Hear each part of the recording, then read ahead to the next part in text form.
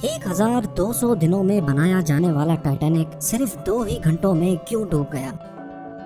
10 अप्रैल 1912 ये वो दिन था जब दुनिया का सबसे बड़ा और महंगा तरीन बहरी जहाज टाइटैनिक अपने पहले सफर के आगाज के लिए बिल्कुल तैयार था। उस दिन अटलांटिक ओशन बेहद पुरसुकून था और समंदरी तूफान आने का दूर दूर तक कोई चांस नहीं था। जहाज में 1500 पैसेंजर सवार भी हो चुके थे और लाखों लोग डॉक पर टाइटैनिक के पहले सफर का आगाज देखने के लिए खड़े थे। ना ही पैसेंजर्स को, ना ही अलविदा करने वाले लाखों लोगों को और ना ही टाइटैनिक के अमले को मालूम था कि जो जहाज कुछ ही देर में रवाना होने वाला है उसको बनाते वक्त 6 ऐसी गलतियां की गई हैं जो इस जहाज को बदतरीन हादसे का शिकार बनाने वाली है। ज्ञान मत पेल चैनल में आपका स्वागत है। नाज़रीन, आज आप जानेंगे अपने दौर के सबसे महंगे, सबसे लग्जरी और सबसे ताकतवर जहाज टाइटैनिक की 6 ऐसी गलतियां जो अगर ना की जाती तो शायद आज टाइटैनिक क्रैश होने की वजह से नहीं बल्कि अपनी कामयाबी की वजह से दुनिया में फेमस होता। आखिर ऐसी कौन सी 6 गलतियां थी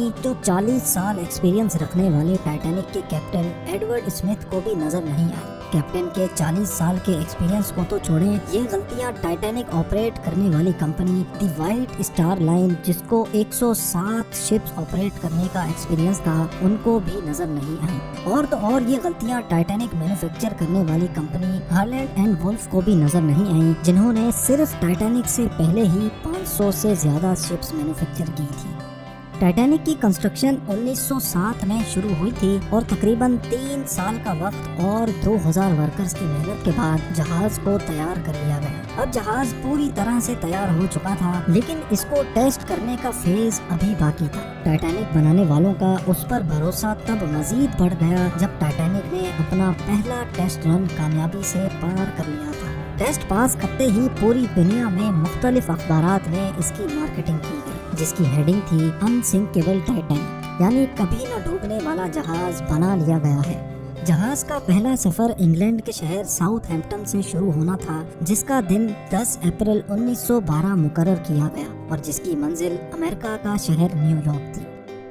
टाइटैनिक के इकोनॉमी पोर्शन में सफर करने की कीमत $30, जबकि फर्स्ट क्लास में सफर करने की $150 थी, जो आज के दौर में 3,40,000 रुपए बनते हैं। इस मार्केटिंग के नतीजे में यकायक सारी टिकट्स बुक कर ली गई और आखिरकार वो दिन आ ही गया जब टाइटैनिक अपने पहले सफर का आगाज करने वाली थी। मिस्टेक नंबर 1, दोपहर को ठीक 12 बजे टाइटैनिक ने अपने पहले सफर का आगाज कर दिया और साथ ही टाइटैनिक की गलतियां सामने आना शुरू हो गई। कैप्टन स्मिथ को मालिकान की तरफ से डेडलाइन मिल चुकी थी कि किसी भी सूरत में 17 अप्रैल तक, यानी सिर्फ 7 ही दिनों में न्यूयॉर्क पहुंचना है। इसी वजह से कैप्टन ने जहाज की रफ्तार शुरू से ही बहुत तेज रखी थी और यही थी टाइटैनिक की सबसे पहली गलती। कैप्टन स्मिथ को मालिकान की दी गई इंस्ट्रक्शंस और प्रेशर की वजह से न्यूयॉर्क जल्द से जल्द पहुंचना था, क्योंकि ये टाइटैनिक का पहला सफर था और अगर वो न्यूयॉर्क टाइम से ना पहुंचते तो टाइटैनिक की रेपुटेशन को काफी नुकसान होता। दुनिया की कोई भी गाड़ी हो, मशीन या फिर जहाज, उनके कई ऑपरेटिंग प्रोसीजर्स होते हैं, जिनमें स्पीड लिमिट भी इन प्रोसीजर्स का एक पार्ट होता है और वो पार्ट टाइटैनिक के सफर के आगाज में ही वायोलेट किया गया था। थोड़ी ही देर में जहाज साउथहैम्पटन के पोर्ट को इतना पीछे छोड़ गया कि अब दूर दूर तक नीले समंदर के अलावा कुछ नजर नहीं आ रहा था।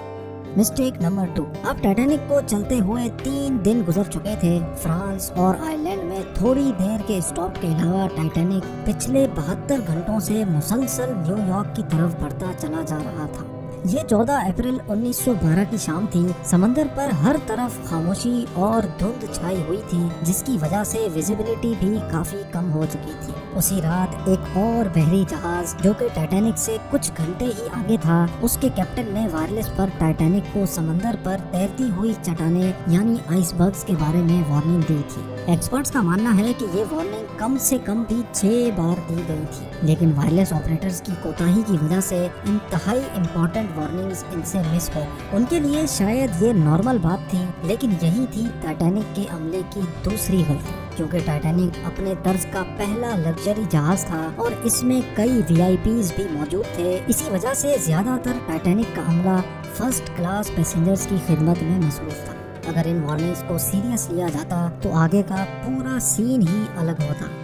مسٹیک نمبر 3، جہاز کی اسپیڈ بھی زیادہ تھی اور ان سے ایک بہت امپورٹنٹ وارننگ بھی مس ہو چکی تھی۔ ٹائٹینک اب تیزی سے انتہائی بے خوف انداز میں آئس برگ کی رینج میں بڑھتا چلا جا رہا تھا، لیکن ابھی بھی ٹائٹینک کو حادثے سے بچایا جا سکتا تھا کیونکہ جہاز کے پہرے دار الرٹ تھے جو کسی بھی آئس برگ کی اطلاع دور سے دیکھنے پر ہی کیپٹن کو دینے کے لیے ریڈی تھے۔ لیکن دور سے دیکھنے کے لیے ان کے پاس ایک چیز موجود ہی نہیں تھی اور وہ چیز تھی دوربین۔ جی ہاں، پہرے دار الرٹ تو تھے لیکن وہ آئس برگ کو دوربین نہ ہونے کی وجہ سے دور سے نہیں دیکھ سکے، اور یہی تھی ٹائٹینک کی تیسری غلطی۔ آئس برگ کی خبر کیپٹن اسمتھ کو اس وقت ہوئی جب جہاز کے پہرے داروں نے خبر دی کہ جہاز کے بالکل سامنے ایک فٹ بال فیلڈ کی سائز جتنا آئس برگ ہے، لیکن اب بہت دیر ہو چکی تھی کیونکہ آئس برگ انتہائی قریب آ چکا تھا۔ مسٹیک نمبر 4، کیونکہ اٹلانٹک اوشن میں اکثر شپس کو ایسے آئس برگز کا سامنا کرنا پڑتا ہے جس کو بڑے بڑے بحری جہاز آرام سے ہینڈل کر لیتے ہیں، شاید کیپٹن اسمتھ نے بھی یہی سوچا تھا۔ آئس برگ کی خبر ملتے ہی کیپٹن اسمتھ نے جہاز کے انجن بند کرنے کا حکم دیا اور ساتھ ہی ٹائٹینک کا رخ بدلنے کا بھی آرڈر دیا۔ بے شک کیپٹن اسمتھ نے آئس برگ سے بچنے کی بہت کوشش کی، لیکن فاصلہ اتنا کم رہ گیا تھا کہ کچھ بھی کرنا فضول ثابت ہوا۔ آئس برگ اب ٹائٹینک کے سینٹر سے ٹکرا چکا تھا، لیکن ٹائٹینک کے ابھی بھی بچنے کی کافی امید باقی تھی۔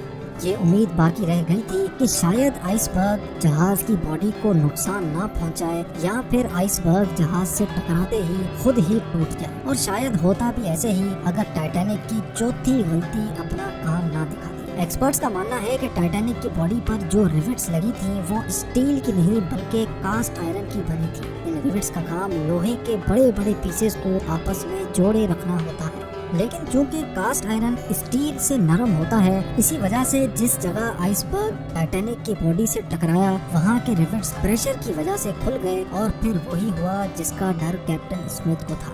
مسٹیک نمبر 5، ٹائٹینک کی ٹکر ایک فٹ بال فیلڈ جتنے بڑے آئس برگ سے ہو چکی تھی اور اب جہاز کے نچلے حصے میں پانی بھرنا شروع ہو چکا تھا۔ اس خطرناک تصادم نے پورے عملے اور پیسنجرز کو الرٹ کر دیا تھا، اور ساتھ ہی جہاز میں موجود ٹائٹینک کے مالک جوزف بروس کو بھی۔ بے شک ٹائٹینک میں پانی بھرنا شروع ہو گیا تھا، لیکن ابھی بھی ٹائٹینک کے بچنے کی امید باقی تھی، کیونکہ ٹائٹینک کو ایسے ڈیزائن کیا گیا تھا کہ اگر اس کے 3 فلورز میں پانی بھر بھی جائے پھر بھی یہ نہیں ڈوب سکتا۔ لیکن بدقسمتی تھی اس جہاز کی کہ 3 فلورز کو کراس کر کے پانی اب 4تھے فلور تک جا پہنچا تھا۔ اب معاملہ ہاتھ سے نکل چکا تھا۔ ٹائٹینک آہستہ آہستہ اوشن میں ڈوبتا جا رہا تھا۔ اب جہاز کی فکر کیے بغیر اس میں موجود پیسنجرز کی جان بچانے کا وقت آ چکا تھا۔ کیپٹن اسمتھ نے ریڈیو پر ایمرجنسی الرٹ جاری کر دیا۔ جب تک کوئی مدد کے لیے آتا تب تک پیسنجرز کو لائف بوٹس میں شفٹ کرنے کا پلان کیا گیا، لیکن اس موقع پر 5ویں غلطی نے اپنا کام دکھا دیا۔ جی ہاں، جہاز میں ٹوٹل 32 لائف بوٹس کی جگہ تھی، لیکن کوتاہی کی وجہ سے صرف 20 بوٹس ہی رکھی گئی تھی۔ پیسنجرز تھے 1500 اور بوٹس تھی صرف 20۔ مسٹیک نمبر 6، ہر طرف افراتفری کا عالم تھا اور ہر شخص ان چند گنی چنی کشتیوں میں سوار ہونا چاہتا تھا۔ 12:45 پر پہلی ایمرجنسی کشتی سمندر میں اتاری گئی، لیکن یہاں ہوئی ایک اور چھٹی غلطی۔ افراتفری کے عالم میں کشتیوں کو پورا بھرے بغیر ہی سمندر میں اتار دیا گیا، جس میں زیادہ تر فرسٹ کلاس پیسنجرز کو ترجیح دی گئی تھی، یعنی جو لوگ زیادہ امیر تھے ان کو پہلے بٹھایا گیا تھا۔ کشتیوں میں اگر زیادہ پیسنجرز کو بٹھایا جاتا تو انسانی جانیں کم ضائع ہوتی۔ اب جہاز تیزی سے سمندر میں ڈوبتا جا رہا تھا۔ 2:18 پر شارٹ سرکٹ کی وجہ سے ٹائٹینک کی ساری روشنیاں بجھ گئی تھی اور اگلے ہی لمحے جہاز ٹوٹ کر 2 حصوں میں تقسیم ہو گیا۔ یوں ٹائٹینک کو سمندر کے اندر مکمل طور پر ڈوبنے کے لیے 2 گھنٹے 40 منٹ لگے، اور اس طرح 1500 لوگ اٹلانٹک اوشن کے ٹھنڈے پانی میں ڈوب کر مر گئے۔ آپ کو ایک اور بات بھی بتاتے چلیں کہ پانی کا ٹیمپریچر اس وقت -2 ڈگری سینٹی گریڈ تھا، مطلب اگر پیسنجرز اس ٹھنڈے پانی میں چھلانگ بھی لگاتے تو بچنے کا کوئی چانس نہیں تھا، کیونکہ انسان اتنے کم ٹیمپریچر میں 30 منٹ سے زیادہ زندہ نہیں رہ سکتا۔ کہا جاتا ہے کہ مرنے والوں کی تعداد 1500 سے بھی کافی زیادہ تھی، کیونکہ جن لوگوں کی جہاز کے عملے سے جان پہچان تھی ان میں سے کافی لوگ جہاز پر بغیر ٹکٹ سوار ہوئے تھے۔ زندہ بچ جانے والوں میں سب سے زیادہ تعداد بچوں اور خواتین کی تھی۔ दूसरी तरफ कैप्टन स्मिथ था जो सारा वक्त लोगों की जान बचाने में लगा रहा, और वो आखिरी आदमी था जिसने डूबते जहाज से छलांग लगाई थी। उम्मीद ज्ञानमत पेल वीडियो भी आप भरपूर लाइक और शेयर करेंगे। आप लोगों के प्यार भरे कमेंट्स का बेहद शुक्रिया। मिलते हैं अगली शानदार वीडियो में।